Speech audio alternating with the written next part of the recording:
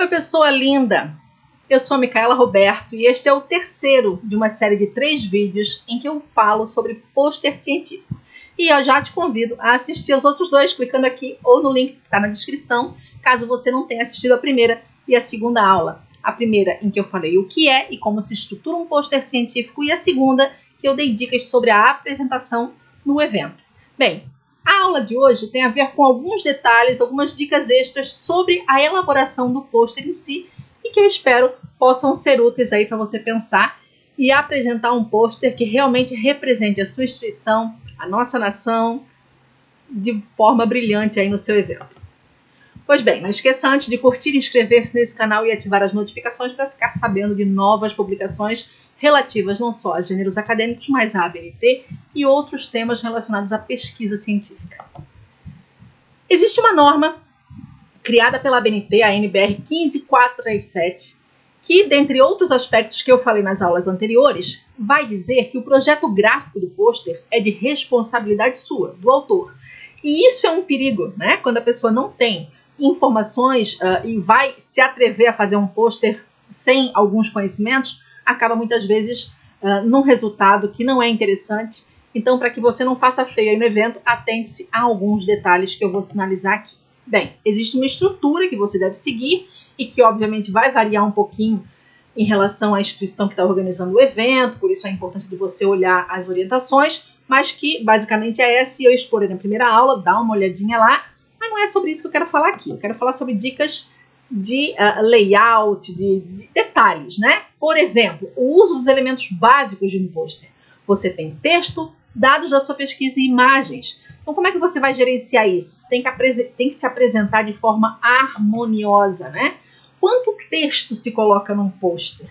Existem pessoas que orientam quantidades de palavras, mas isso é muito relativo para cada área do conhecimento, enfim, para o tamanho de fonte que você vai usar. Você vai usar o texto suficiente, a quantidade de texto que for suficiente, e isso dentro do que o pôster se configura, né? Ele é uma apresentação extremamente sintética, sucinta. Eu preciso lembrar que pôster não é um paper. Ainda que você não saiba o que seja um paper, assumimos aqui que paper é um texto, um gênero qualquer, que o texto se configura de forma linear, né? Bastante substancial. Aí. Então aqui um exemplo sem nada de significativo escrito, mas vamos assumir que isso aqui seja um paper. O seu pôster, olha a diferença. Ele vai pegar as ideias principais do paper e vai trazer em forma de texto. Então, você vai evitar fazer textos longos, ok? No seu pôster. Em relação aos outros dados e elementos, gráficos e tudo mais, você vai colocar o que for importante, né, e suficiente aí no seu trabalho.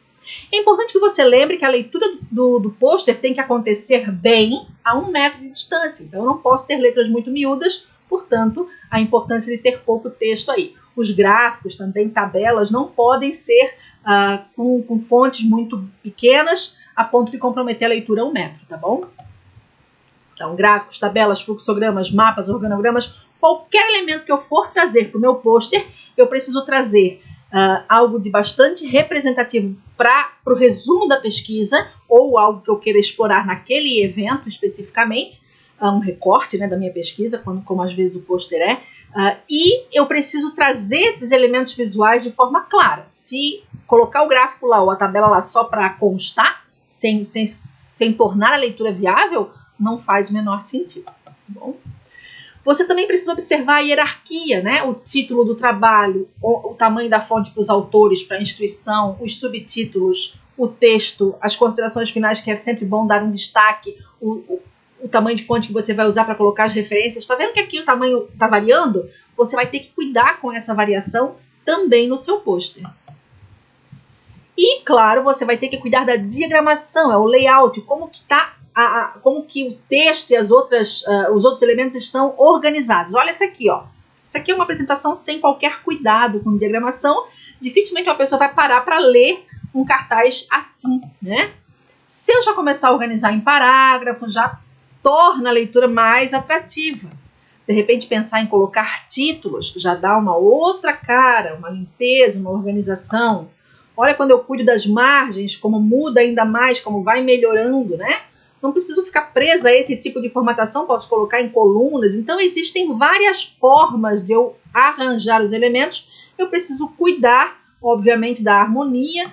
Também preciso cuidar para não abusar dos destaques. Tem gente que abusa, usa aspas, usa itálico, negrito, sublinhado, maiúsculo, recuo, tamanho. Quer dizer, existem várias formas de destacar o texto, mas eu não vou fazer aí uma salada de frutas no meu trabalho. Eu vou escolher um ou outro, né, no máximo 2 ou 3 tipos para poder não virar um carnaval. Eu também tenho que cuidar com a questão da revisão gramatical, né? Muitas vezes o trabalho está visualmente impecável, mas com um português muito comprometedor em relação à imagem que eu passo da língua esperada para um evento acadêmico, que é a norma padrão. Então você tem que fazer essa revisão, esse pente fino, né? E claro, a harmonia do layout do pôster. Olha só que bagunça, porque não se cuidou com o espaço. Também aqui um outro problema, né? Às vezes muito espaço sobrando e tudo amontoado num canto também, não pode. E o problema das cores, né? A pessoa não cuida com o contraste e o outro tem que ficar sofrendo para ler. Também não é uma boa escolha, tem que observar esses detalhes. Bem, a dica que eu dou para finalizar essa aula é que você pesquise outros pôsteres. Existem vários modelos disponíveis na internet, até templates em alguns softwares, né, que estão disponíveis para fazer a elaboração aí dos pôsteres acadêmicos. Imprima antes, porque a cor que fica no computador nunca é a mesma que vai para o papel. E não deixe para a última hora. Muitas vezes alunos se comprometem na apresentação do evento porque a gráfica pede um tempo, ele não levou isso em consideração e acaba que o pôster não fica concluído como deveria. Então não deixe para a última hora o seu trabalho.